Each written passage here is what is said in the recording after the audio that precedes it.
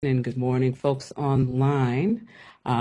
Welcome to day 3 of Ethics Week. Oh, I hear an echo. So we're technical difficulties. Okay, we're good. Um, so this morning, for the folks online, um, this presentation will be about 15 minutes. And the first part is an overview of the Office of Open Government. We will need you to log out and go to our second presentation, which is the responsible use of artificial intelligence for government employees. So there's going to be, for the people in person, it's going to be a very brief break while we just change over the slides. And it is almost 10 o'clock, so I'll start right at 10. But thank you all for being with us. For the folks here, we do have refreshments available for you. If you're at home, get your own refreshments and enjoy them and join us in having them. So, all right, let's get started. Uh-oh, something's going on with my computer. If you are my staff, don't email me, please, right now. All right, so my name is Niquelle Allen. I'm director of the Office of Open Government. As Director Cook shared on day 1, we are a separate but co-equal branch, I guess you could say, of the Board of Ethics and Government Accountability. So we are the accountability part. So that means open governance. We look at the Freedom of Information Act as well as the Open Meetings Act compliance in the District of Columbia government. So we ensure compliance with both of those laws. We handle complaints, we provide advice and guidance, and we conduct training to promote government transparency here in the district. So first, I'll talk a little bit about the Open Meetings Act for those of you all who aren't familiar. The Open Meetings Act applies to boards and commissions and other public bodies in the District of Columbia. It applies when it's a gathering of a quorum of the public body, so that's hearings, roundtables, regular, special, or emergency meetings, and where members consider, conduct, or advise on public business. So that's when the Open Meetings Act comes into play. Our staff actively monitors meetings, so we try to keep compliance issues from arising. So our attorneys and also our paralegal are present at a lot of meetings just to let folks know where they need to make corrections and just to make sure the public has access to those meetings. Second is DC FOIA. So we provide advice and training on DC FOIA. So the Freedom of Information Act in DC gives any person the right to request a document or record in any form prepared, owned, used, or in the possession of the District of Columbia government. So we help the public to file FOIA requests. We help FOIA officers respond to those requests, and we provide advisory opinions on both, which I'll discuss momentarily. So this is a statement, our enabling legislation that talks about what we are empowered to do. So the Director of Open Government, the position in which I hold, which is over the office, is able to issue advisory opinions around the Open Meetings Act. This is Open Meetings Act enforcement. I am also able to provide training, as I mentioned, on the Open Meetings Act and issue rules to implement the Open Meetings Act. We are able to bring a lawsuit in DC Superior Court under certain circumstances to make sure a meeting is being properly conducted over the Open Meetings Act. We've only had to do that once in our existence. So I think working with public bodies to make sure that they are compliant has been working for us. And it is a cost savings for the district to not have to be engaged in litigation on this matter. So we look at correction first before enforcement. So also with advisory opinions, if I issue an advisory opinion around the Open Meetings Act and there's a public body who disagrees, they can appeal that Open Meetings Act decision to the Board of Ethics and Government Accountability, who is the head of this agency. And that's on section 2 and 1 and 2. And lastly, we can issue advisory opinions, Office of Open Government, on the Freedom of Information Act. So we do that quite frequently just to interpret how that law may apply to a particular situation or to a particular agency. So next, I'm going to go into reviewing the activities of the Office of Open Government in fiscal year 2025, which just passed. I will talk about the 2024 Best Practices Report, which the Board of Ethics and Government Accountability issued. Portions of that concerned the Office of Open Government and what we do. I'll talk about our training, which is OMA and FOIA webinars, our newsletters, advisory opinions, legislation, and litigation. So the best practices report.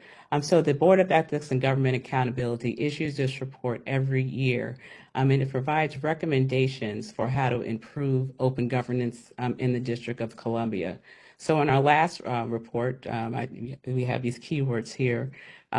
We focused on the importance with meetings to transition as to what we're doing now, practicing what we preach, to full webinars to in-person or hybrid meetings.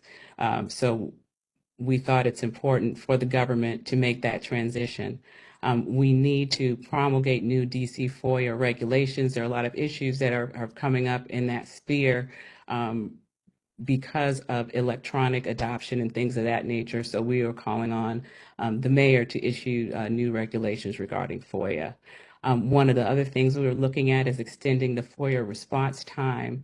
Most government agencies don't have enough time to respond to FOIA requests. Just to get into the weeds of that, that's an automatic appeal if you're late. So we were looking to expand that time to give public bodies a reasonable amount of time to respond. We're also looking for the Mayor's Office of Legal Counsel, giving them time to consider appeals. They have a very short period of time.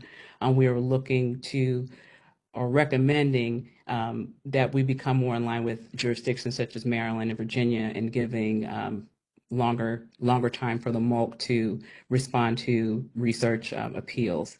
We are also recommending that advisory neighborhood commissioners be subject to the Open Meetings Act. They're right now subject to their own set of laws, but there's always been a lot of confusion about that, and we do generally get complaints about commission meetings for ANCs. So bringing them open under the Open Meetings Act would enable the Office of Open Government to handle those issues. There's some clarity that needs to happen actually in the Open Meetings Act. There's some terms that are ambiguous, so we're looking to get that repaired. And also an act, which is something that's happened in the council, permanent virtual meeting authority. So making sure that we can stay virtual if we need to. And then also strengthening penalties for the Open Meetings Act violations to allow us a little bit more strength in enforcing those laws. So, as I mentioned, the Office of Open Government's provided Open Meetings Act training in this past fiscal year. We conducted 15 Open Meetings Act training webinars. Our audiences include public bodies, boards, DC public charter schools, and local school advisory teams. We also provided training on Robert's Rules of Order through our webinars, or we have a training portal that's on our website if you'd like to learn more about Robert's Rules of Order. Respect to the Freedom of Information Act, we conducted 10 training webinars this past fiscal year. And we also introduced a new FOIA training series, which happened this summer, that we took recommendations from our FOIA officers about what they wanted to learn about, and we tailored specific Freedom of Information Act trainings for them. And we also, this year and last year, provided FOIA and OMA trainings during Ethics Week. Advisory opinions and dismissals. So when we receive a complaint about the Open Meetings Act, our response is a advisory opinion that could be corrective, or the complaint is dismissed with an explanation. So we issued 7 advisory opinions and 4 dismissals this past fiscal year. The topics of those advisory opinions were meeting minutes, notice, closed sessions, the council rules, and the Criminal Justice Coordinating Council classification as a public body. We issued 3 advisory opinions regarding the DC Freedom of Information Act. The topics there were administrative appeals, backlogs, use of extensions, and late responses. There was a great deal of action at the council. You may have heard on the news about the Open Meetings Act and how they conduct their meetings, as well as changes to how everyone conducts their meetings. So I'll go over three pieces of legislation. First, again, because the virtual meeting option really came about during the COVID-19 pandemic. Those laws needed to be extended. So that happened. Open Meeting Clarifications Act happened in April 2025, and Congressional View Emergency Act that was in July 2025, which expires in October 2025. And we'll talk more about these in our training sessions today. There was also Freedom of Information Act legislation that came before us this year. The first was the DC Water Critical Infrastructure FOIA Clarification Act of 2024. That bill made certain information from DC Water exempt from public disclosure. Basically, the idea behind that is we want to be able to withhold our maps of what's happening underneath the city, conduits and things of that nature for public safety purposes and for proprietary reasons. The next one was the Transparency is Accountability Amendment Act 2025. This was introduced by Councilmember Parker. He wanted to improve access to critical records, including 911 transcripts and recordings, documents regarding government misconduct, deliberative materials, and other things in the public interest. The last one was the Budget Support Act, which added a new FOIA exemption for the Criminal Justice Coordinating Council data that it receives from DC courts and from the federal government. So, in summary, fiscal year 25 marked progress in our mission to advance transparency and accountability. Key achievements included expanded training, legislative advocacy, and strategic policy recommendations. So we look forward to expanding upon that in this fiscal year. All right, so this is the end of this first introduction, and we're going to transition into the first 10-15 training, which is the responsible use of AI tools in government. I'll be facilitating that portion of the training, and that's in person and also on WebEx. Next at 11 o'clock will be History of the Open Meetings Act and recent changes to the Open Meetings Act. That will also be here and virtual WebEx. So as when I finish the responsible use of AI in government, you'll need to, I think, log out and then log into this next training. And the rest of the afternoon is virtual. So at 12:30, we'll hope you'll have your lunch with us and the overview of recent FOIA and OMA advisory opinions and advice training.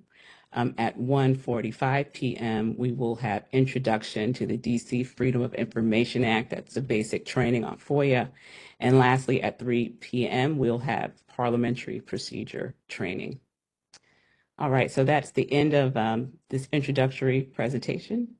I will take a quick break here. Folks in person, if you want to take an opportunity to go outside and get some water or coffee, please do so, and we'll get started in about 3 minutes.